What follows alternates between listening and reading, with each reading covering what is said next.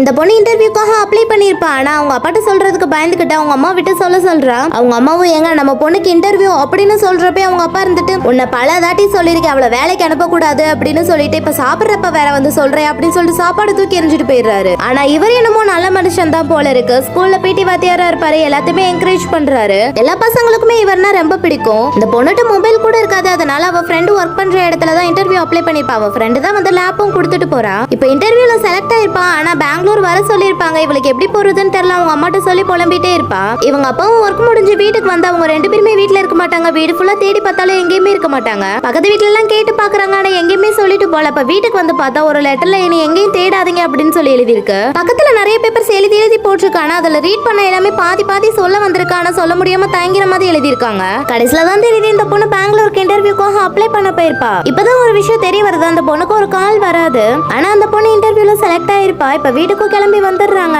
அவங்க அப்பா அவங்க அம்மா கையை பிடிச்சிட்டு எங்க போய் தொலைஞ்சீங்க, இவ்வளவு நேரம் எங்க தேடுறது அப்படின்னு சொல்லி எல்லாத்துக்கு முன்னாடி நின்று கத்திட்டு இருக்காரு. அவங்க அம்மா உங்க கூட வாழ்ந்ததெல்லாம் நாங்க போதும், கல்யாணமானதுல இருந்து இப்போ வரைக்கும் உங்க பேச்சு கடங்கி நாங்க வீட்லயே தான் இருக்கோம். மத்த பசங்களுக்கு பாக்குற நீங்க நம்ம பொண்ணுக்கு எதுவுமே பாக்கல.